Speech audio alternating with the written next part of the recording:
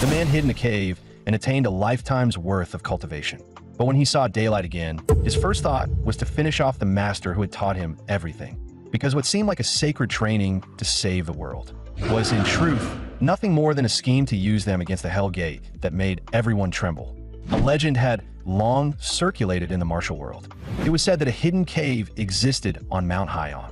Inside were not only the martial arts of the greatest oddity in the Jianghu, Cheonjiaija, but also a secret weapon he had left behind. Because of this, factions from all sides rushed toward Mount Haiyan, and a new conflict quietly began. At that moment, accompanied by the roar of sword light, a towering peak was split in two in an instant.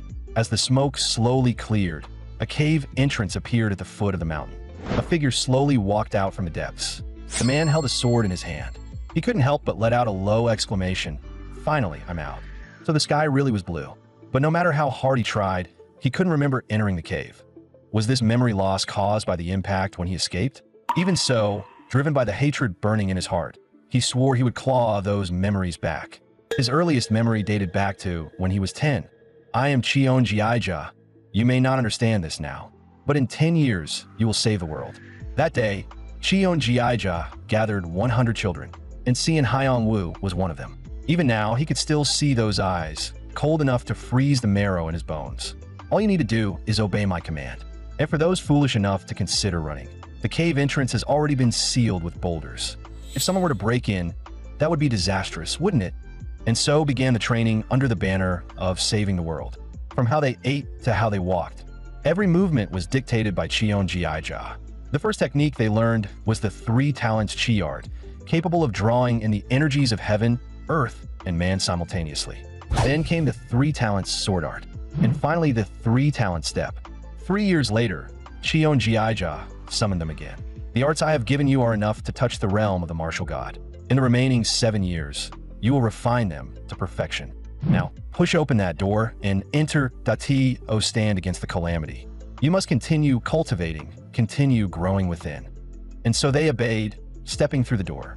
At first, the strange mist filling the cave terrified them, but they soon realized it was nothing more than condensed chi. Thanks to this, their strength grew rapidly. Yet because their aura became too overwhelming, the Hell Gate was forced open. From that moment on, they began a brutal struggle for survival that lasted for years. Although the martial arts Cheonjiaija had imparted were a quantum leap beyond anything they had known in the cave. In the end, only one person survived. That person was Cian Haiyang-Wu. Afterward, Cian Haiyang-Wu made his way to a tavern. His presence quickly caught the attention of a young woman, the daughter of the head of Zhou Manor, Zhou Solon. Brother, look at that man. He's carrying a sword, but no scabbard. Zhou found it strange as well, though the sword itself looked extraordinary. Before long, a steaming bowl of noodle soup was placed before Cian Haiyang-Wu. He fell into thought. How long had it been since he had seen a proper meal like this? The warmth was so disarming, it almost made him feel as if he might melt. On the other side, Zhou Xiaolam continued watching him. Why was she paying so much attention to that man? Once he finished eating, the waiter stepped forward. Sir, that'll be 5 copper coins. Hearing this, Cian Haiyang-Wu suddenly paused. He had forgotten that things cost money. The waiter kept a polite tone. Sir, surely you're joking that if you've eaten, you must pay. But when Cian Haiyang-Wu answered with a straight face that he had none, the waiter finally lost his patience. Then leave the sword at your waist to settle the tab. Cian Haiyang-Wu refused without hesitation. This sword was earned with the lives of many friends. The waiter exploded. Were you planning to eat for free from the very beginning? A slender, jade-like hand extended forward, holding a money pouch. It was Zhou Xiaolam. I'll pay for him. After the matter was settled, Cian Haiyang-Wu slowly walked up to her. He intended to say something, but found no words that fit the moment. In the end, he simply turned and left the tavern in silence. Watching Cian Haiyang-Wu's departing figure, Zhou Xiaolam finally understood what had unsettled her. The look in his eyes was like that of a child seeing the world for the first time. Zhou, however, dismissed it, saying he couldn't even offer a word of thanks and was likely just an ungrateful vagabond, or perhaps truly penniless. More than that, he added, the man didn't seem to possess even the slightest trace of inner energy. Still, that sword was clearly no ordinary weapon. At that thought, Zhou Xiaolam's expression shifted sharply. If it was truly a famed blade, carrying it around without a scabbard would surely invite trouble. I need to follow him and make sure he's all right. I can't just ignore it. He definitely needs a scabbard. She was immediately stopped by her brother, who warned that she didn't even know the man, and given how rude he was, her kindness would likely go to waste. Josie Olam tried to argue further, but the head of the escort bureau under Joe Manor spoke first, agreeing with Joanne. Breaking away from the main group now would be too dangerous, especially with the alliance leader arriving soon. With even the bureau chief against her, Josie Olam had no choice but to stay. As dusk settled in, the tavern gradually filled with guests. The momentum of the Martial Alliance was indeed formidable. The bureau chief claimed it was because Sadhu Ryan and the Greenwood faction had also arrived at Mount Hyon. Yet he knew full well that the real reason so many had gathered was the reputation of that man. The greatest eccentric in martial history, Cheonjiaja, was renowned for his unmatched talent and mastery of mechanisms and formations. In his later years, he created a technique called Flashing Shadow Blade, shaking the entire martial world. Afterward, he used a unique method combining mechanisms and formations to pass his art to a wandering swordsman, forging him into a peerless expert in only 3 years. Although that martial artist was later branded an enemy of the martial world and met a tragic end, the incident only made Cheonjiaja even more legendary. Many sects then sent people to search for him, but he suddenly vanished without a trace. Now that Joe Manor had obtained the treasure map containing Cheonjiaja's martial arts, it was only natural that the entire martial world would turn its eyes toward them. Reflecting on this, he reminded them once more that he had been entrusted by the head of Joe Manor to accompany them, so major trouble was unlikely. Yet they must remain vigilant, for the world is full of the unexpected. Meanwhile, Cian Hyun-woo was still dwelling on that question. Since she had helped him, he realized he should at least go back and thank her properly. Just then, a fragment of the past resurfaced in his mind. Hyun-woo, we're getting out of here. And when we do, we're going to do everything we never had the chance to do. And promise me one more thing, that if I don't make it out, go home for me. Tell my father what happened. I won't do it. When we both make it out, you'll tell him yourself. But reality has a way of defying one's wishes. One day, during a brutal struggle against the monsters, a bloody, gaping maw suddenly lunged at Cian Hyun-woo from behind. In that split second, EOCOGI threw himself forward and took the fatal blow meant for him. Watching EOCOGI's life slip away, Cian Hyun-woo let out a primal, hysterical roar. Why? Why did you take the hit from me? Get up. You said you were going back to see your father. You were always the strongest of us all. You have to survive and tell my father. Tell him that his son failed him. Recalling that moment, Cian Hyun-woo's resolve hardened into steel. He would make Cheonjiaja pay back that blood debt in full. After wandering aimlessly for a time he couldn't track, Cian Hyun-woo found himself back at the tavern without even realizing it. The girl was still there. Come to think of it, he still hadn't said a word of thanks. But before he could step inside, a group suddenly surged out through the main gates. Stay in formation. Tonight, we fulfill the mission given by the Alliance leader. Cian Hyun-woo turned toward the commotion, catching sight of Joe Lam among them. Look at they be headed. Keeping a safe distance, he shadowed them until they came to a halt at the entrance of Mount Hyon. Were they heading for the very place he had just escaped, and that other group trailing behind? What exactly were they all planning? At that same moment, the Martial Alliance leader, Dako Yun, was in a secret council with a strategist. Sadhu Ryan and the Greenwood faction have made a sudden move. Could it be their objective is the same as ours? The strategist gestured calmly, assuring him there was no cause for alarm. According to their scouts, those forces were moving in the exact opposite direction. Dako Yun let out a slow, measured breath. Perhaps I'm merely overthinking it. After traveling a while longer, a man suddenly intercepted Joe Soel-M.IT was Pyong Chulyong, Deputy Hall Master of the Martial Alliance's Rising Dragon Hall. Miss Joe, you look exhausted. Shall I inform the Alliance leader and suggest we rest here? Before Joe Lam could respond, Joe-in cut in. No need for your concern. Hall Master Pyong, we can manage. Suddenly, figures blurred out from the dense foliage. Finally, we've found you. Reacting instantly, Dako Yun ordered everyone into battle positions. The bandit lord of Little Evil Mountain, Hyol Suji-Wi, is no easy prey. The strategist added in a low, urgent tone. It seems Sadhu Ryan's forces have joined the fray as well. The two factions clashed head-on, after carving through a wave of low-level thugs. Hyol Suji-Wi leveled his blade directly at Dako Yun. As the blades locked, Dako Yun scanned the field. Damn it, we're outnumbered at this rate. Hyol Suji-Wi erupted into a manic laugh. Cheonjiaja's secret weapon belongs to us today. The moment Cian Haiyang-Wu heard that name, his entire body went rigid. With a sharp flick of his sword, he sent stones soaring into the air, only to shatter them into 1,000 pieces with a follow-up strike. In the next breath, the fragments shot forth like a hailstorm of shrapnel, decimating the Greenwood faction's ranks. Tell me, where is Cheon Jiaija? The battlefield plummeted into a stunned, deathly silence. Even Dako Yun was visibly shaken. Where did this man come from? I didn't sense a trace of his presence. The bureau chief was the first to find his voice. Thank you, young hero, for your intervention, but Cheon Jiaija, he passed away 10 years ago. Hearing this, Cian Haiyang-Wu felt a hollow pang of loss.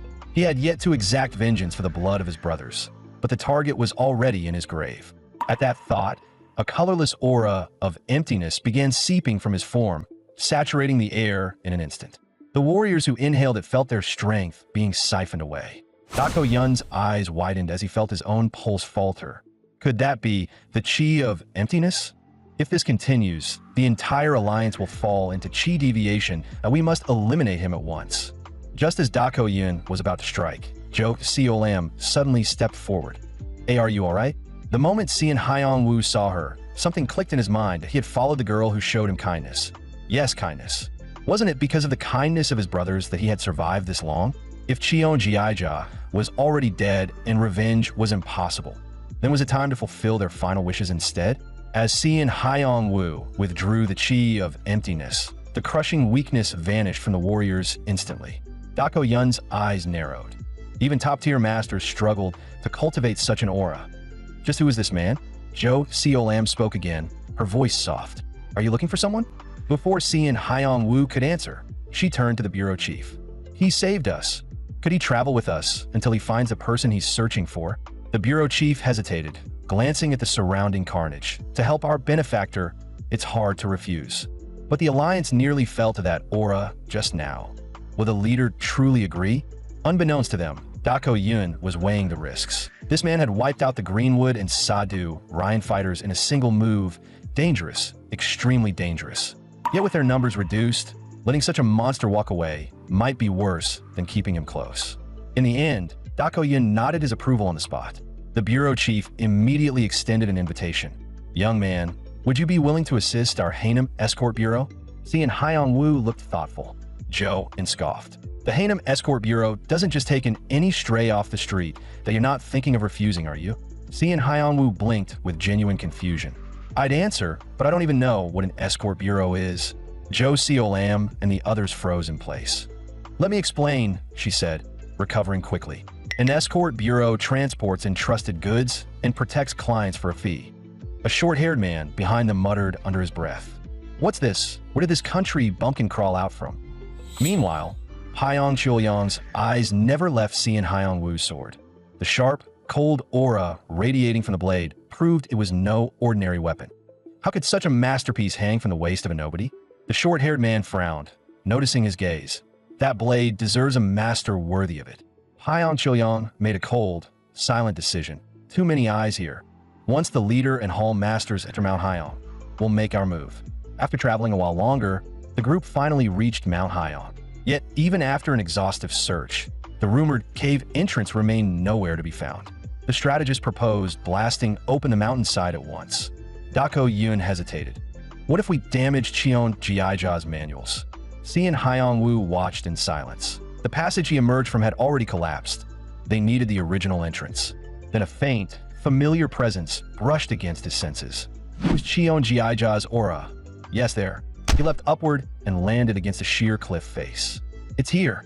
Dako Yun stared at him in disbelief. You recognize this place? I used to live here. Haiyang Qiuyang let out a mocking laugh. So he's just some mountain savage. And no wonder he doesn't even own a scabbard. Dako Yun quickly issued orders. I will enter with the strategist, along with the Azure Dragon and Rising Dragon Hall masters. The Black Tortoise Hall will guard the perimeter. He then placed a hand on Cian Haiyang-Wu's shoulder. We'll handle it from here. Stay out of it. Cian Haiyang-Wu considered and found no reason to object. Cheon Jiaija was dead. Whatever happened here no longer concerned him. Jo Seolam hurried over, curiosity written across her face. You really lived here? Cian Haiyang-Wu gave a small nod, about to speak, when Haiyang Qiuyang and the short-haired man stepped in front of her. The short-haired man sneered. How do we know he isn't a spy for the Greenwood faction? What do you mean? You saw him save us from them. Or maybe that whole scene was staged. If you're truly innocent, then hand over that sword for safekeeping. Fair enough? After saying that, he discreetly examined the sword up close. The closer he looked, the clearer it became. At first glance, it seemed like nothing more than an old blade, but the sharp aura it emitted was undeniably rare. He and Hyong-woo slowly drew the sword. This blade was entrusted to me by a fallen friend. Until I die, I will not hand it over to anyone. Seeing that persuasion failed, the two men shifted their footing. But Si and Hyong-woo had already read their intentions. One moved behind him to block retreat. The other advanced to apply pressure that a pincer attack. Just as the clash was about to erupt, Dako Yun's voice echoed from the cave entrance. Did I not order you to guard the perimeter? What are you doing? Hyong Cheolyong and his companion immediately sheathed their weapons. El leader, have you already found the secret weapon? Dako Yun did not answer. Instead, he ordered a retreat. Consider yourself lucky that we will meet again. Once they left, Jo Seo-lam hurried over. Are you all right? After confirming he was unharmed, she let out a long breath. That's such a relief, I was worried about you. Come to think of it, we don't even know each other's names, that I'm Jo Seo-lam. And you? Sian Hyong-woo. That's a good name. Let's go, it's time we head back. And so, the Martial Alliance's search for Cheon Jiaija's secret weapon came to a temporary end. Soon after, rumors began spreading through the streets. They say the Martial Alliance has obtained Cheon Jiaija's secret weapon. Their domination is only a matter of time. As the rumors spiraled, Dako Yun grew increasingly troubled. Even if I say there was no secret weapon, no one believes me. The other elders could only sigh. It said the rumor has spread from Muchang across the entire Hobuk region. What they did not know was that inside the cave at Mount Hyong lay only a wooden box that appeared to have been left by Cheon Jiaija, along with a single letter. But what exactly did that letter mean? The Blood Demon Child is a calamity upon a martial world, intent on plunging it into chaos. Stop him. I've trained 100 peerless masters. I implore you, use them well and ensure the Blood Demon Child is stopped. To control those 100 masters, you must rely on the Inyan-gu within this wooden box. Blood Demon Child, I will never let you succeed. After reading the letter, Dako Yun opened the wooden box, only to find a single sphere containing a parasitic insect inside. Not only was there no sign of the so-called Inyan-gu, there was no trace of the 100 masters either. How much of this letter could be believed? Yet the strategist was concerned about something else entirely. There may be another force manipulating all of this from the shadows. Dako Yun nodded. At Mount Hyong, I sensed that the Greenwood faction wasn't after Cheon Jiaija's secret weapon. They were targeting the Martial Alliance. When we arrived, not only were there no survivors, but even most of the bodies had vanished. And now the rumors spreading through the streets like a rolling snowball. Someone is deliberately drawing the entire martial world's attention to us. The elders were stunned. Who could be pulling the strings? The strategist voiced a suspicion. We should first question the head of Zhou Manor who brought the treasure map. Even if Zhou Il-Hyan is innocent, who can guarantee there isn't corruption within Zhou Manor? Dako Yun fell into thought. It seems we must send someone suitable to probe Zhou Manor. Even if they're not the mastermind, they could be one of its claws. Meanwhile, Jo Seo-lam and her group finally returned to Zhou Manor. Seeing the cracked scabbard at Sian Hyong-woo's waist, Jo Seo-lam looked ashamed. It seems even the finest scabbard can't withstand the blade's edge. The moment she finished speaking, the scabbard suddenly shattered. Startled, Jo Seo-lam quickly apologized. I'm sorry, I shouldn't have insisted on making you a new scabbard. The moment he heard the words, I'm sorry, Sian Hyong-woo was thrown back to the memory of Eo Seojai dying before his eyes. He had said the same thing, but he had been the one dying. What did he have to apologize for? So don't say you're sorry anymore, that I don't want to hear those words again. Jo Seo-lam looked taken aback by his response. Just then, the bureau chief's voice called out, Hyong-woo, come here. Watching his retreating figure, Jo Seo-lam felt a pang of confusion. Did I do something wrong?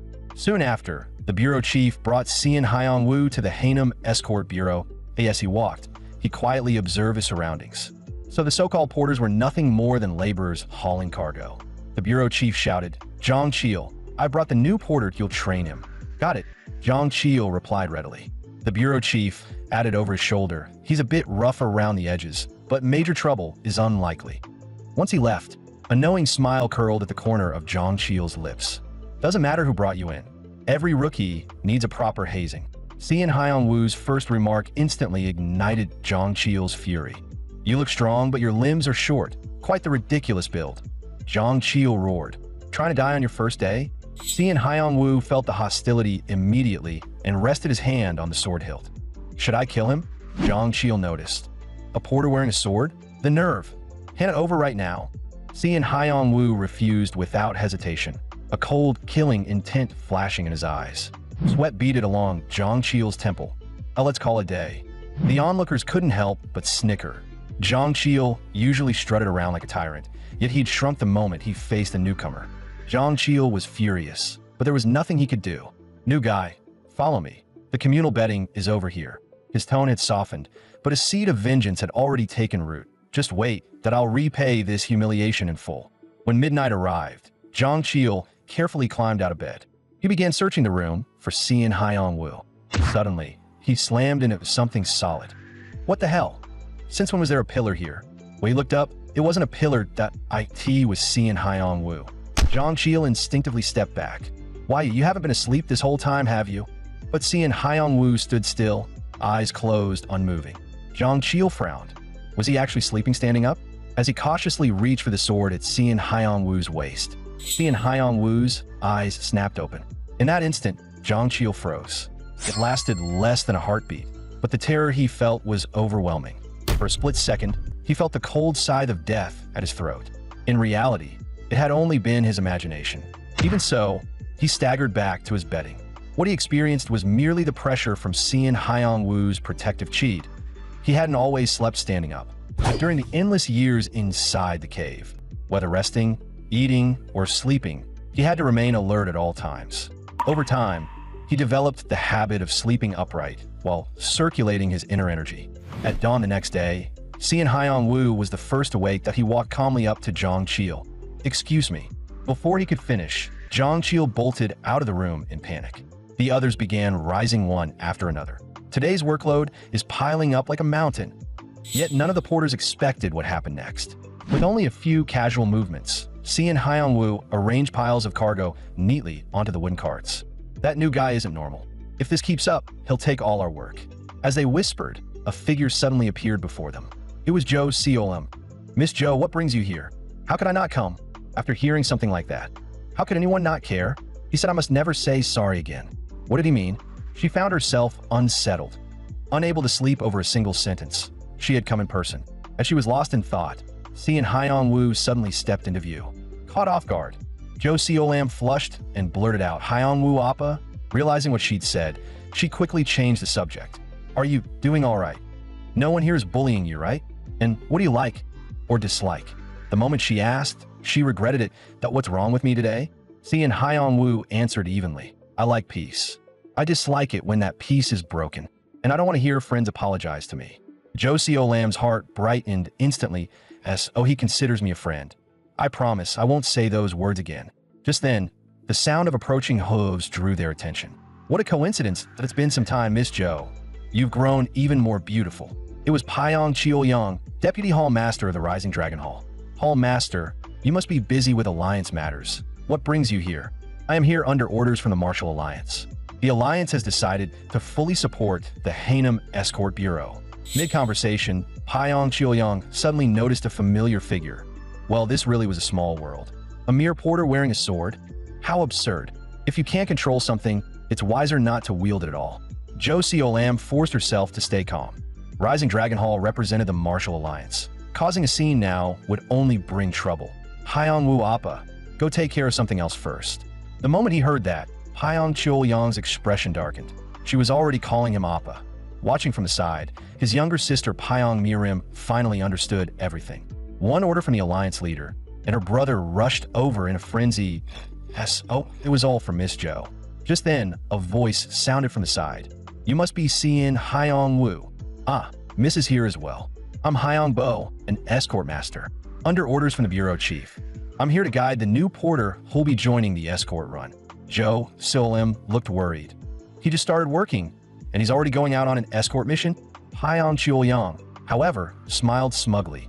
Perfect. With that brat gone, this was the ideal chance to get closer to Xiolem. What are you hesitating for, porter? The bureau's warriors are waiting for you, aren't they? Paiyong Mirim let out a quiet sigh. Men, Even after becoming Deputy Hall Master, still this childish. Yet seeing Hyong-woo didn't react at all to the provocation. Was that sword nothing more than a bluff? Seeing Hyong-woo chose to leave with Hyong-bo, but Hyong-bo couldn't help recalling the bureau chief's warning. Keep an eye on Hyong-woo. Make sure he doesn't cause trouble on the road. At the time, Hyong-bo hadn't understood. But after seeing him in person, something clicked. Living alone in the mountains might explain odd behavior. But a simple porter, what gave him a nerve to wear a sword? After a brief thought, he voiced his doubt. Brother Hyong-woo, are you practicing swordsmanship? But the moment Hyong-bo heard it was the three-talent sword art, he reached his own conclusion. So he was just an outsider who had only begun training because he dreamed of becoming an escort master. The three-talent sword art might be fundamental, but there were far more practical techniques in real combat. As he spoke, he drew his sword. Let me see what your three-talent sword art can do. Seeing Hyong-woo immediately grew wary. Are you implying you intend to kill me? Hyong-bo quickly waved his hands. I only meant a spar, to measure each other's strength. Seeing Hyong-woo paused. Then there's no need that I'm stronger. Hyong-bo froze for a moment. Then he burst into laughter. I've trained my entire life. How could someone who just picked up a sword compare to me? Still, confidence is a good thing that I'll teach you how to become stronger. Before his words had even settled, seeing Hyong-woo suddenly extended his palm and began tracing motions in the air. Hyong-bo stared in confusion. What are you doing? It's my first time holding back, so I need to calculate it. Hyong-bo fell silent. That was what the bureau chief had meant. In that case, I'll show you what real strength looks like. Watching Hyong-bo charge in, seeing Hyong-woo had already seen through his next move. If he wished to hold back, striking just in front of him would suffice. With that thought, he swiftly drew his sword and brought it down hard at his own feet. The strike didn't injure Hyong-bo in the slightest, yet the shock wave sent him flying backward. Still stunned, Hyong-bo demanded, "What technique was that just now?" It's simply part of the three-talent sword art, one form called Heavenly Thunder. Hyong-bo frowned. It was said to be the three-talent sword art, yet it didn't feel like it. Yet the sword chi truly fell like thunder from the heavens. Was this man actually such a master? Had the bureau chief known all along? Seeing Hyong-woo spoke again. Didn't I already say I'm the strongest? Hyong-bo felt both helpless and amused, in stark contrast to his strength. Seeing Hyong-woo's innocence was almost childlike.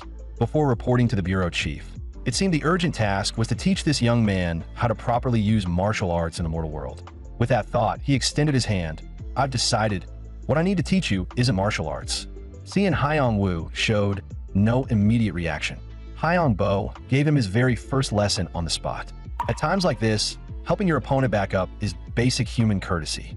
And so, seeing Hyong-woo moved into the home of the escort master Hyong-bo, he began relearning the worldly principles he had long forgotten. During that time, a pair of eyes quietly observed everything from shadows. She recalled the alliance leader once saying, "Your task is to monitor every move of Zhou Manor. If the Mount Hyong outlaws' attack is connected to them, you must find evidence." But after Pyong Mirim's prolonged surveillance, nothing here seemed suspicious. Instead, that hot-headed youth stood out far too much. The day of the escort mission soon arrived. After the bureau chief delivered an impassioned speech, the team led by Chief Ma set off in orderly formation. The scene shifted to the outlaw stronghold, where a chilling voice echoed from behind a crimson curtain. All 30 members of my Zhongchunian unit have been wiped out. It was my failure. I could not determine who was responsible. Before the words fully fell, a massive hand suddenly reached out from within the curtain. With a mere flick of his fingers, the corpses rose eerily into the air. Every one of them had fallen to the same person. As expected of Cheon Jiaija, creating 100 of those monsters. But even so, how long can such things stand against me? The Blood Demon. I rather look forward to it. With that, the Blood Demon issued a new command. Investigate immediately. Track down every single person involved in that battle. In the study of Zhou Manor, the Rising Dragon Hall of the Martial Alliance arrived to pay respects to the Manor Lord. Zhou Ilhain hurriedly invited them to sit. You must be Blade Dragon, one of the twin dragons of Rising Dragon Hall. You flatter me, Manor Lord. I am Pyong Chuoyang. Then the one beside you must be Sword Dragon. It is an honor to meet you, Manor Lord. I am Namgung Jiang. As Namgung Jiang finished speaking, another voice rang out. I am Blade Dragon's younger sister, Pyong Mirim. Zhou Ilhain smiled knowingly. The Pyong family was the foremost martial family in Habuk, and with such grace and beauty, perhaps a match with his son wasn't impossible. With that thought, he He raised his teacup. "I hope that during your stay, you'll spar with my sons and offer them guidance." After leaving the manor lord's study, Pyong Mirim sighed at the sight of her elder brother's flushed face. They were here on a surveillance mission, yet all his thoughts were on that young lady. After days of observation, however, she noticed that the lady wasn't looking at her brother at all, but at an unrelated porter. Pyong Chiuyang showed no concern. "I heard that fellow has already departed on a months-long escort mission. With that much time, I'm confident I can win Miss Seo Lam's heart." Meanwhile, Cian Hyong Woo devoted all his attention to the food before him. Delicious. Truly, savoring food is the most exhilarating moment in this world. Hyong Bo, who had witnessed the entire scene, frowned. "I've never seen anyone eat like they're performing a ritual." Speaking of which, their escort destination this time was Seishan, along the homeland of the Dang clan. And the force that unified the Dang name and rose among the top martial families of the Jianghu was none other than the Seishan Dang family, their current employer. For this escort, aside from their own escort masters, the Dang family had dispatched an elite group of warriors. They had even sent an elder to accompany the convoy throughout the journey. Clearly, the cargo was of great importance. At that very moment, a butterfly fluttered before the Dang elder. With a casual lift of his hand, the butterfly turned to ashes. His gaze then sharpened and shifted toward a nearby dining table. Among the porters, someone emitted an unusual aura. Who was it? Just as he was about to lock on his Cian Hyong Woo, Chief Ma suddenly rode up on horseback. Could that aura have come from Chief Ma instead? Listen up, escort masters and porters alike. We represent the Hainem Escort Bureau. Ordinarily, the journey to Seishan takes 4 months that we will make it in 1.5. With that, he issued the order to depart. Hyong Bo warned Cian Hyong Woo not to fall behind and to stay close to Chief Ma. The hardship of escort missions lay not only in Chief Ma's uncompromising nature, but also in the fact that not just the escort masters, even the porters, had to run at the speed of horses. What shocked Hyong Bo most was that Cian Hyong Woo not only kept pace with the blistering escort speed, he didn't even seem out of breath. In just 2 days, the Hainem Escort Bureau reached Mount Pyeongjong, a journey that normally required 4. But at that very moment, a spear suddenly plunged down from the sky. In the next second, a band of vicious outlaws emerged from the bushes. "You've entered our territory. Leave the cargo and retreat, and we might spare your lives." Hyong Bo signaled Cian Hyong Woo not to panic. This happens often. Once they're paid their toll, they'll leave. But when presented with 2 heavy strings of copper coins, the outlaw leader slashed them aside with a single strike. "Who cares about such petty change? We want your cargo." With that, he raised his blade and charged forward. The clash erupted instantly. Dang Hoguan, the Dang family elder who had been observing, sensed something was wrong. "You're no ordinary bandits who's pulling the strings behind you?" The leader sneered. "We're heroes of the outlaw world. Be honored to die by our hands, old man." Dang Hoguan snorted coldly. A throwing dart flicked from his fingertips. The dart embedded itself deep into a tree trunk. And at the same instant, a bloody hole tore through the bandit leader's chest. "You dare covet the Dang family's cargo. You think you're worthy of touching it." More darts shot out in rapid succession. In the blink of an eye, every outlaw fell where they stood. Yet at that very moment, another group emerged from the forest. As expected, relying on bandits alone was too optimistic. Since even a Dang family elder has stepped in, we can't afford to hold back. Seeing the hostile force advancing, Dang Hoguan quickly ordered everyone to prepare for battle. Even if the Hainem Escort Bureau is wiped out, this shipment must reach the Dang main house in Seishan. "You are elites chosen by my own hand, and no matter what, you will defend the cargo with your lives." With that, the 2 sides plunged back into chaos. But unlike before, the front line of the Hainem Escort Bureau quickly fell behind.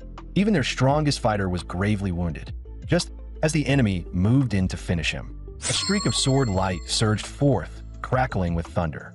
In the next instant, the attacker was reduced to nothing. The violent blast drew the attention of nearby foes. What was that explosion? Did lightning strike from the heavens? Hyong Bo, who understood exactly what had happened, turned his gaze towards Cian Hyong Woo. "Go save the others." "Why? I acted because of you." "What do you mean why? Aren't they our people too?" "Please." Cian Hyong Woo let out a quiet sigh. "I don't quite understand what you mean. But since you asked, I'll help once more." The battlefield raged at its peak. "Dang Hoguan, your crude hidden weapons are useless against us. Drop the cargo and get lost. Perhaps we'll spare you." A chill ran through Dang Hoguan's heart. But what startled him wasn't the threat. It was the fleeting silhouette that had just crossed his vision.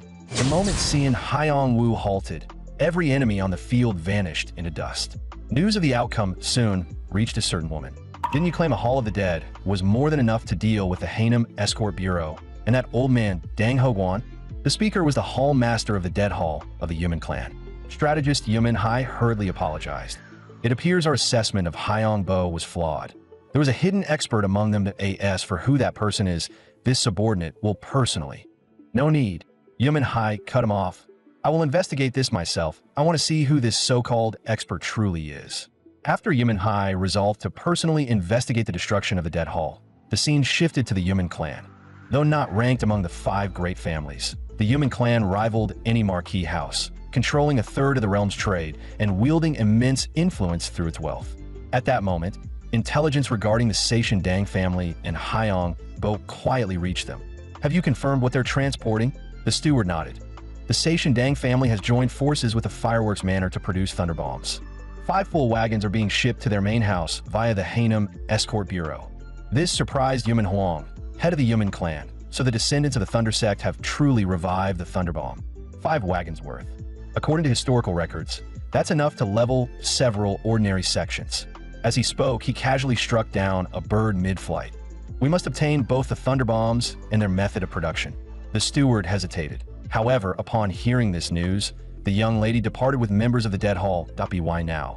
She has likely reached the vicinity of Mount Pyongyang. Elsewhere, though the Hainem Escort Bureau survived thanks to Cian Haiyang-Wu's overwhelming display of strength, they had suffered devastating losses. Nearly all escort masters had fallen. At this rate, the mission can't continue. Once we pass Mount Pyongyang, we should seek another bureau. Dang Hoguan immediately rejected the suggestion. This escort must be completed by us. Dang Joel-Gi frowned. You still intend to entrust such valuable cargo to a bureau in this condition? Wouldn't any local escort suffice? Besides, Uncle, don't you still have your heavenly thunder? Dang Hoguan let out a weary sigh. It seemed the boy had misunderstood something. Then again, even he had barely caught what happened in that boy's eyes. He likely hadn't seen anything at all. His gaze shifted subtly to the side.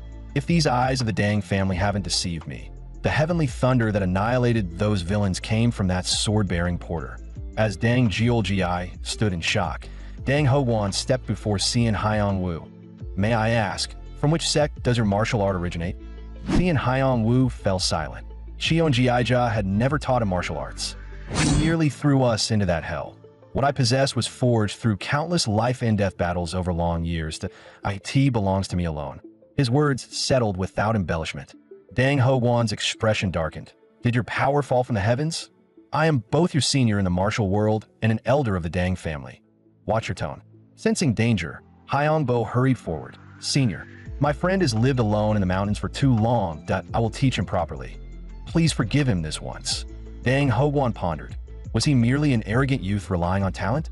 Yet the road ahead required such strength, and the porter clearly listened to Haiyang Bo. At last, he made a public decision. From this point on, you will replace Chief Ma and oversee this escort. That way, the man capable of wielding heavenly thunder would remain as protection. Chief Ma nodded. Haiyang Bo, we depend on you now that I must return to the Hainem Escort Bureau for reinforcements. You lead them. After careful thought, Haiyang Bo accepted the appointment. Dang Joel-Gi, however, remained unsettled. That green porter had mastered heavenly thunder, and so, under Haiyang Bo's command, the Hainem Escort Bureau resumed its journey. Chief Ma raced back at full speed to report the ambush. And no matter how powerful the porter named Haiyang-Wu might be, if the enemy continued to attack, everyone would be in danger. That disturbance suddenly put him on edge. Before he could react, an iron sickle smashed into his skull. The attacker belonged to the Ghost-masked Hands, the assassination force under the Blood Demon. The rat's been dealt with. Next is Joe Manor. At the same time, Joe Ilhayan was reviewing documents in his study. Manor Lord, if you're fatigued, perhaps we should end for today, the steward suggested. Joe Ilhayan shook his head. Tasks and cultivation alike, delay them, and you lose the will to act that we continue. As he lowered his brush, a drop of ink fell unexpectedly onto the paper. His eyes sharpened, this killing intent. In the next instant, the clash of blades echoed through the manor. Upon learning Joe Manor was under attack, the bureau chief immediately drew his sword. He He was about to charge out when Yahello stopped him. The aura I sense is no ordinary threat. This isn't something you can resolve. There's somewhere else you must go at once. Moments later, the bureau chief rushed Joe into Lam's chambers. Lam, gather your things, we leave immediately. Shortly after, the bureau chief departed in secret with a small escort. Yahello slowly lifted his spear. With a casual sweep, the pavilion exploded into fragments. The thunderous blast drew the attention of every ghost-masked hand. That's Habuk's first spear. Yahello, take his head and bring it to me. Hearing of the attack, Lam abruptly halted. Will father truly catch up? The bureau chief urged her onward. Don't worry. The Manor Lord is Habuk's first spear. In Chang. None can rival him. Then he turned aside. I deeply regret what has happened. Might the rising dragon hall accompany us? Hyong Mirim stepped forward and declined. We must return to the Martial Alliance to report. Hyong Chiuyang stared in disbelief. What are you even saying? Brother, haven't you seen their skills? We must report this attack to the Martial Alliance immediately. As the twin dragons were persuaded by Hyong Mirim, the bureau chief placed his remaining hope on someone else. That man was the porter who had driven off the bandits at Mount Hyong, Xian Hyong Wu. After the two groups parted ways, the bureau chief proposed regrouping with the escort convoy. Lam still worried for her father, but she understood that finding Hyong Wu might be their only chance. Meanwhile, gravely wounded, Yahello demanded, "Who are you? Why attack Zhou Manor?" A mocking laugh echoed from the rear of the ghost-masked hands. You think I'd let you die with answers? Before the words faded, a hand pierced through Yahello's skull like a blade. The next day, a man sat atop the ruins. So this is Zhou Manor, which stood until yesterday. Well done. But where are my assassins? The ghost-masked hands commander, Sa Yang, replied. They're pursuing the remnants who escaped during the chaos. Still, I don't understand. Why destroy such a minor manor? The man smiled darkly. Do you know what Chion Jiaija was to me? A mortal enemy who wagered his life against yours. He nodded. The blood demon and Chion Jiaija shared a fate too tangled to sever. Now only I remain. Back then, he chose Zhou Manor as the place to stop my plan to cultivate 100 elites. So shouldn't the first step in shattering all his plans begin here? Elsewhere, as the bureau chief raced forward, he sensed danger closing in. Damn it, they've caught up. In just a little farther. Once we reach the convoy, we'll be safe. Exhausted, Joe had already made up his mind. I'll find a way to follow. Please, make sure Lam reaches safety. Before he finished, a curved blade pierced his chest. There was no time to grieve. The next strike lunged toward Lam. In that split second, the bureau chief lunged forward and took the fatal strike in her place. At that moment, Lam understood everything. Tears streamed down her face. They had chased them all the way here. Had father fallen as well? The lead ghost-masked hand raised his sword again, pointing it at her. Escaping this far is commendable, but it ends here. Just as the blade was about to fall, a bolt of heavenly thunder crashed down from above, shattering the sword. And Xian Hyong Wu appeared before her. Moments earlier, while escorting the shipment, he had heard a cry for help. He recognized that voice instantly. It was Lam. That was why he arrived just in time. Now, the ghost-masked hands surged toward him. Unhurried, Xian Hyong Wu placed a hand gently atop Lam's head. She felt the fear and exhaustion draining from her body in an instant. Wipe your tears. This will be over soon. With that, he leapt into the air. His sword moved only once. And in the next second, every ghost-masked hand vanished like ash in the wind. Lam stood frozen, having witnessed it all. How did Hyong Wu Appa even do that? If she possessed such power, could she have protected her family? After burying her brother and the bureau chief, Lam was left staring blankly ahead, and oh father, and oh brother. How was she supposed to go on alone? Hearing that, Xian Hyong Wu was pulled back to his own past. Once, he too had crawled out of hell alone, and the first hand ever extended to him had been Lam's. After a pause, he spoke quietly. Live, carry gratitude for the dead, and do what you truly wish to do. When he learned she wanted to join the escort convoy, he grabbed her wrist without hesitation. Then we leave now. With that, he lifted her into the sky. He hadn't meant anything grand by it. He simply wanted to get her away from that place as fast as possible. But to Lam, that single act spoke louder than any comfort could. After a while, she voiced her doubt. Hyong Wu Appa, how did you become so strong? We're almost the same age. He answered evenly. Fight monsters long enough, stake your life enough times, and you end up like this.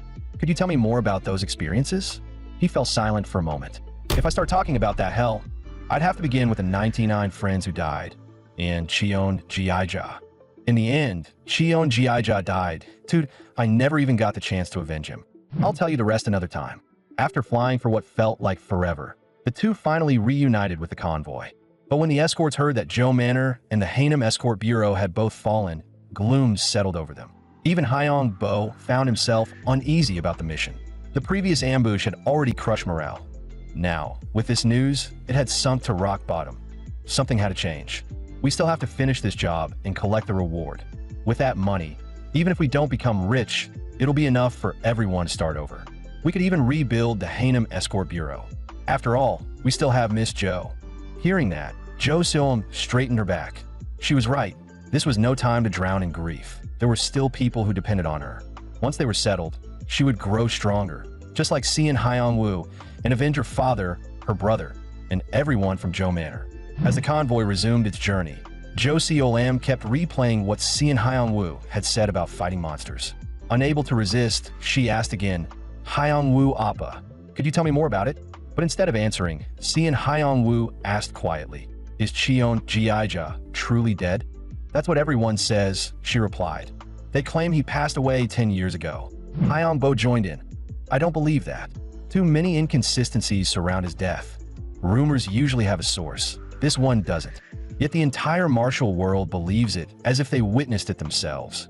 Almost like someone deliberately announced it to ensure no one would doubt it. Zhou Siolam frowned. Who would do that and why? Hyong Bo lowered his voice. It's only speculation, but the most likely answer is Cheon Jiaija himself. Perhaps he needed to disappear. Xian Hyong Woo seemed to realize something. But Dang Hoguan's voice cut in. Everyone halt. Something's happened ahead. Several men rushed over. Our carriage will sink into the mud. We intend to proceed on foot. Might our young lady travel alongside you? Their tone was respectful. Dang Hoguan studied the emblem on the carriage. It bore the crest of the human clan. Given the recent ambushes, the cargo's information had likely leaked. And now, under such circumstances, a human clan carriage conveniently broke down. At that moment, a gentle voice rang out. My apologies. I am Human Hai. The instant she appeared, the entire escort seemed entranced. Even Dang Hoguan found himself momentarily captivated by her beauty, forgetting his suspicions. Seizing the moment, Human Hai settled lightly onto the cargo wagon carrying the shipment. I look forward to your care along the way. Though Dang Hoguan couldn't read her intent, the mere presence of Xian Hyongwoo eased his suspicions. He allowed her to join and ordered the convoy onward. A satisfied smile curved her lips. The old man had agreed far too easily. Still cautious, she signaled her attendants to switch to voice transmission for further discussion. The escort numbered barely 30 men, and by her assessment, Dang Hoguan was the only true expert among them. She found it absurd. Such a small force escorting 5 full wagons of thunder bombs? Both thunder bombs and sky-shaking thunder had been forged by the Thunder Sect. The former could level entire minor sects.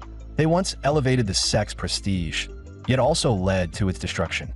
For centuries, the Thunder Sect vanished, and now, its weapon and formula had resurfaced. Human Hai had assumed the Death Hall was wiped out by the bombs, but there were no signs of their use. Then who had repelled the Death Hall and annihilated them? As she examined the group, one porter drew her eye, a plain outfit, yet a sword at his side. He didn't look like a martial artist. Then why couldn't she look away? Then it struck her, since her arrival, he hadn't glanced at her once. How could anyone remain indifferent to her beauty? She decided to test him and greeted him directly. When Xian Hyongwoo finally turned, the absolute indifference in his gaze struck her like a blow. Was this what humiliation felt like? A spark of determination flared within her. Xian Hyongwoo, I'll make you kneel before me. Night fell, and the convoy halted to rest. Zhou Siolam approached with a bowl of hot soup. Hyongwoo Appa, it's time for dinner. Before she finished, Human Hai appeared. As she passed Xian Hyongwoo, she whispered, Boy, meet me in the woods. I'll tell you everything you want to know, if you can keep up. A confident smile lingered on her lips, but if he couldn't manage that much, he'd disappoint her. But before she finished speaking, Xian Hyongwoo was already standing before her. Their eyes met, and she let out an involuntary gasp. The commotion drew servants rushing in. Human Hai stared in disbelief. Within the human clan, Her light-foot technique ranked among the best. How could a mere porter surpass her? You, who exactly are you? Seeing Hyong-woo didn't answer. I want to know where Cheon Ji-ja is. Tell me, or the soup's going to get cold. When she admitted she didn't know, he turned to leave, only for several attendants to charge at him. Before the lead man could draw his sword, seeing Hyong-woo vanished into thin air. Yumin Hai stood frozen. How had he done that? A strange gust swept past. When Jo Seol-am blinked, the bowl of soup in her hands had disappeared. Good, the soup's still warm. She looked confused. Hyong-woo Appa, when did you get back? And what about that lady? Who knows? If she wants to come, she will. Though, I have to admit, Miss Yumin is quite beautiful. Jo Seol-am's cheeks flushed. Hyong-woo Appa, I have another question. Do you think I'm pretty? He glanced at her. Not as pretty as the lady just now, but I don't like beautiful women. Beautiful women tend to invite deadly trouble. Elsewhere, Yumin Hai reached her conclusion. The one who devastated the dead hall had to be him. Still, she needed more observation. Beyond the name Seon Hyong-woo, she knew nothing about him. Unknowingly, the Haenim Escort Bureau convoy was nearing Station. Jo Seol-am kept pondering his words. Beautiful women invite death. What kind of life had Hyong-woo Appa lived? Hyong-bo interrupted her thoughts. Miss, from here on, stay alert. The closer we get, the more off the atmosphere feels. Dang Ho-won sensed it even more sharply. We'll reach the Station Dang main house tomorrow. That leaves only the Hooksel gang as a threat. The Hooksel gang had risen rapidly over the past decade, now the only force in Station capable of challenging the Dang family. At that moment, a disturbance erupted in the distance. Dang Ho-won's eyes hardened. Had someone inside the Dang family leaked the information? Seeing Hyong-woo sensed it clearly, about 100 men ahead. A chill ran down Yumin Hai's spine. Counting numbers through aura alone, that was absurd. As expected, dozens leapt from the forest the next second. Dang Ho-won barked, all units, prepare to engage. Hyong-woo, you stay back, guard the cargo.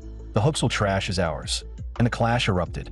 Unlike Hyong-bo, who looked tense, seeing Hyong-woo remain calm.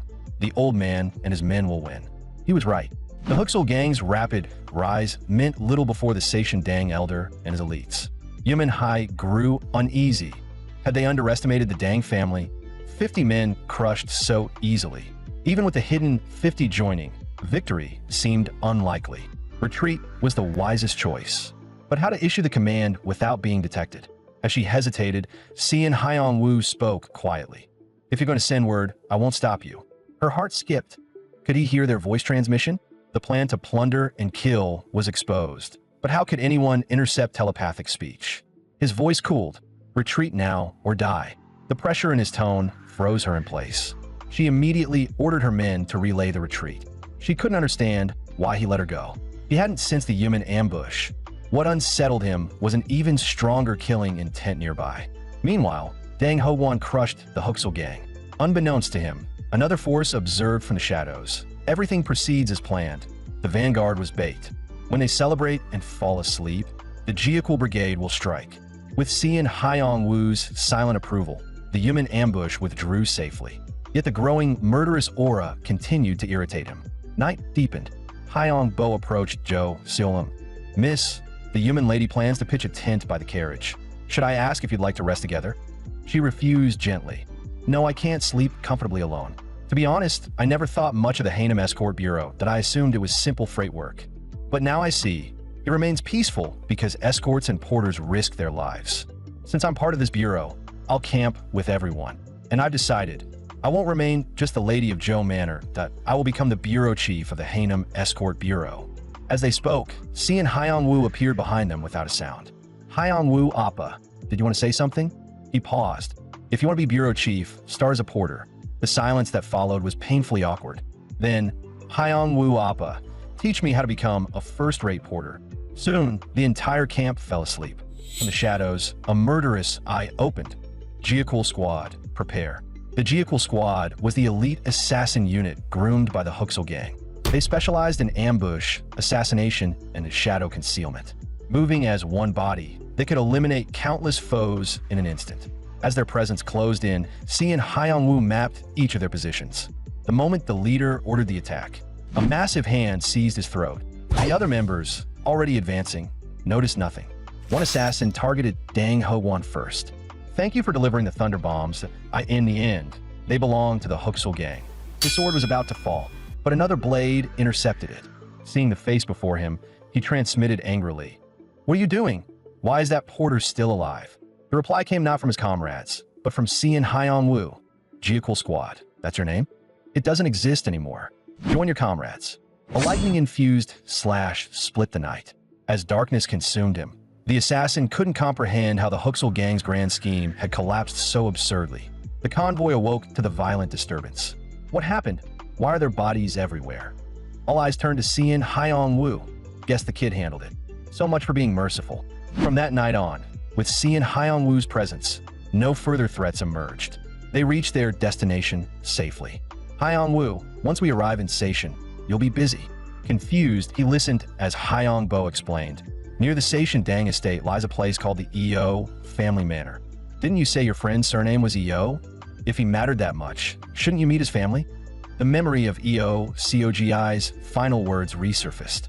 We leave immediately for the EO family manor. After arriving safely at the Seishin Dang estate, Jo Seo-lam watched Dang Ho-won pay the remaining escort fee as promised. Her emotions churned. The entire Jo manor, her family included, was gone. Now as chief of the Haenim Escort Bureau, this first payment carried enormous weight. Hyong-bo read her thoughts. "Chief, don't worry. Things will get better."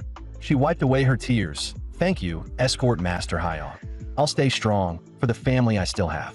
Meanwhile, Yumin Hai's group had also reached the Seishin Dang estate. "It's a shame we didn't secure the thunder bombs. Hall Master, shouldn't we return home afterward?" Yumin Hai waved it off. "If thunder bombs have resurfaced, the main house already knows. The Yumin clan has never failed to claim what it wants. Besides, what I want most right now is that man." Unbeknownst to her, she wasn't the only one intrigued by Cian Hyong-woo. Those whose lives he had saved more than once watched the outrageously powerful young master with complicated feelings. But Cian Hyong-woo had only one goal in mind: fulfill EO Cogi's final wish. He leapt onto the rooftop. Drawing a deep breath, he sensed a distant flow of energy, remarkably similar to EO Cogi's. At dusk, the escort bureau politely declined the Dang family's hospitality and checked into an inn. "Where are you two heading?" "We'll tell you when we return," Hyong-bo replied. "It's not certain yet." As he passed by, Cian Hyong-woo briefly rested his hand on Jo Seo-lam's head. She froze. Was Hyong-woo Appa praising her? Warmth spread through her chest. After saying goodbye, the two set off toward the EO family manor. Before long, Hyong-bo sensed something off. Turning back, he saw Yumin Hai's group trailing them. That young lady clearly has no intention of leaving. She doesn't even know where we're going. She's just following. Cian Hyong-woo quietly adjusted his pace. Mindful of Hyong-bo's stamina, he slowed down and transferred his true energy into him. Hyong-bo blinked in confusion. Why did his steps suddenly feel weightless? If that's the case, let's pick up the pace. To the EO family manor. Watching their sudden burst of speed, Yumin Hai frowned in confusion. Was the escort master hiding his strength too? After some time, the two finally reached the EO family manor. Before Hyong-bo could knock, Yumin Hai and her group caught up, breathing hard. As he knocked, Hyong-bo felt uneasy to a manor this large, and not a single guard. The gate creaked open. A burly man stepped out. At the sight of him, Cian Hyong-woo immediately thought of EO Cogi. The resemblance was uncanny. "State your business. We are not receiving guests," the man said coldly. "We're not here as guests," Hyong-bo replied. "Do you know someone named EO Cogi?" The man's eyes turned icy. A crushing aura exploded outward. "Who are you to ask about EO Cogi?" Hyong-bo was baffled that IT was just a name. Why the killing intent? As the pressure suffocated him, Cian Hyong-woo intervened, pushing back with stronger energy to shield him. That only fueled the man's rage. He drew his sword. "You would dare challenge me?" A mere porter standing against a superior foe. Seeing things spiral, Hyong-bo hurried to explain. "He's my friend, and also EO Cogi's friend. His name is Cian Hyong-woo. He's lived in the mountains and lacks worldly manners." The tension eased slightly. "I am EO Rakung. EO Cogi was my nephew that he vanished 10 years ago." "You've seen him. Where is he now?" Silence.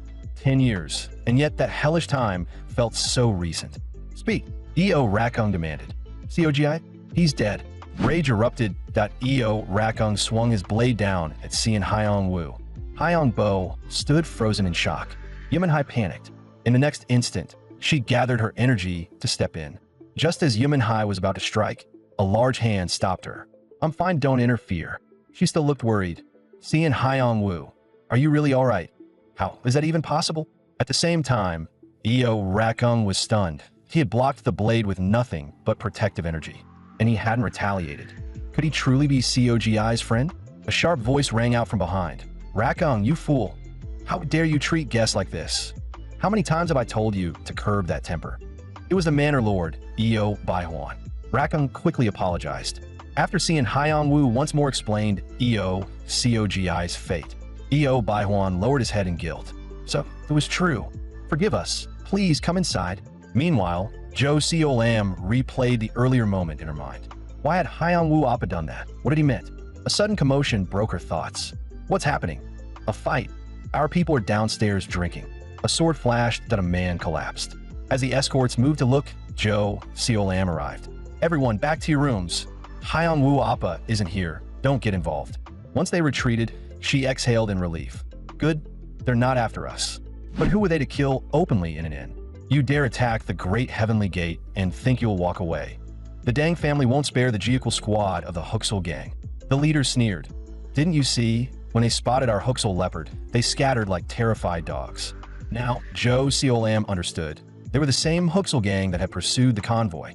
"Our leader offered you surrender. You chose to serve the Dang family. Then none of you leave alive." Blades clashed violently inside the inn. Recently, this was the state of Seishan, the rapidly expanding Huxel gang clashing openly with the Dang family and swallowing smaller factions. Hoping to avoid trouble, Zhou Xiaolam prepared to withdraw her people. Unaware she had drawn attention, the leader suddenly appeared before her. Who would have thought such beauty hides in a shabby inn? Soon, the rest of the men who had finished their fight gathered around. "Looks like senior brother's taken a liking to this lady. Why don't I persuade her nicely and deliver her to him?" The man draped his hand over Zhou Xiaolam's shoulder. "You probably don't know what happens to those targeted by the Huxel gang." That was when Zhou Xiaolam struck back. She seized his wrist, twisted and reversed the hold. He slammed into the ground. The leader merely smirked. "Thought you were a delicate flower. Turns out you've got thorns. So who exactly are you?"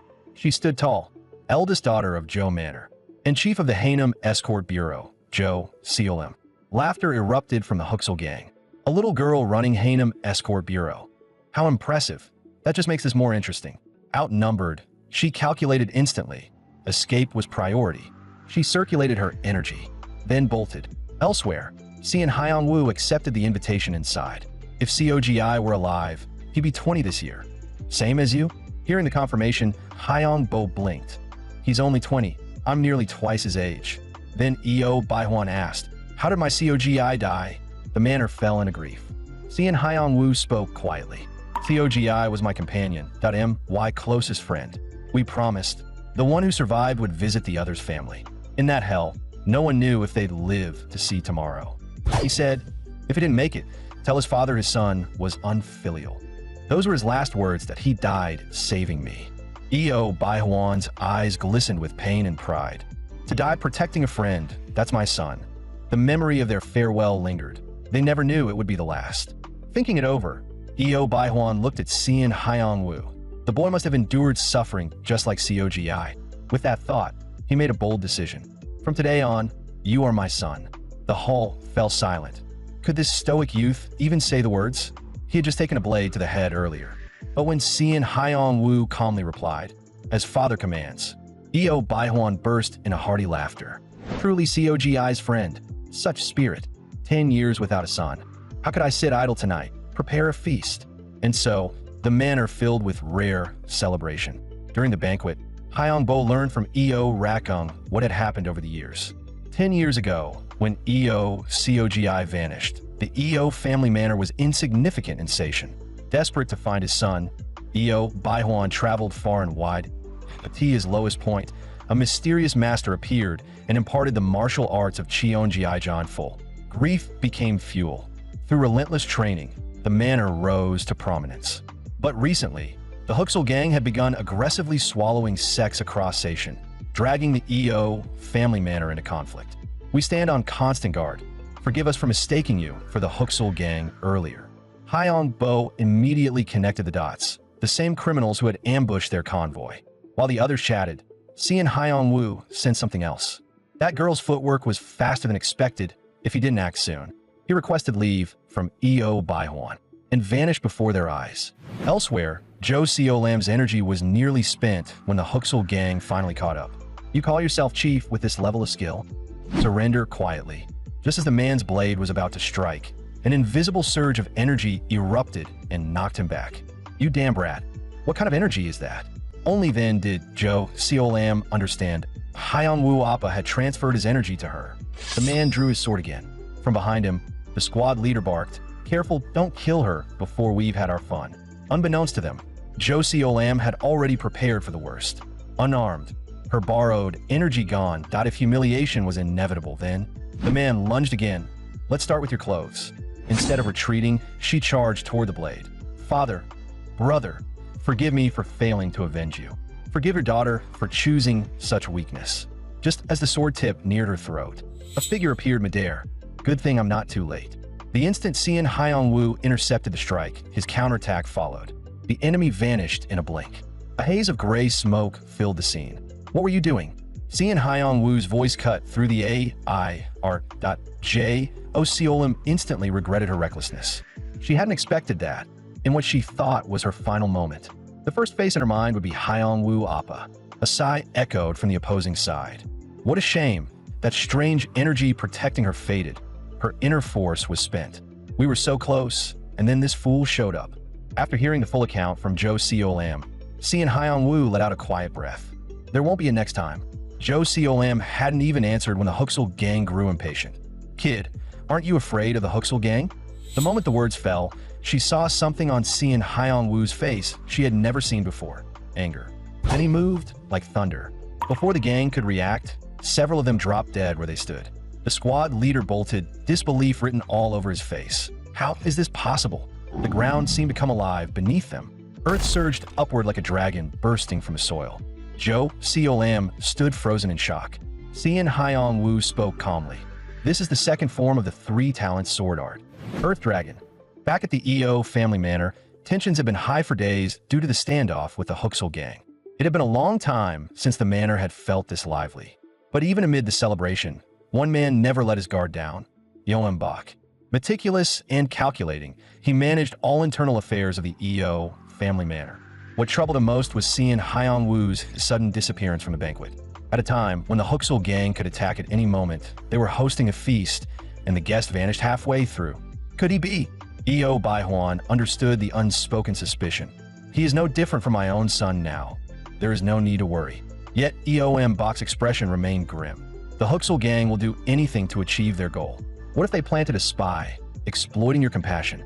Wouldn't this be the perfect moment to strike? And as if to answer, two forces of the Huxel gang, the Black Altar and White Altar, were already advancing toward the EO family manor. Today, we raise the EO family manor to the ground. The Black Moon Altar Master had barely finished speaking when a voice echoed beside his ear. "You won't be reaching the EO family manor." He spun, searching for the source. But a colossal bolt of lightning crashed down and reduced him to ashes in an instant. As shock rippled through the ranks, two figures slowly emerged. No one ruins my father's celebration. Watching Cian Hyong-woo charge into battle, Jo Seo-lam blinked in confusion. Since when did Hyong-woo Appa gain a father? As Cian Hyong-woo unleashed his power once more. The scene was witnessed by a scout patrolling nearby under EOM Bak's orders. To him, the figure looked less like a man and more like a demon incarnate.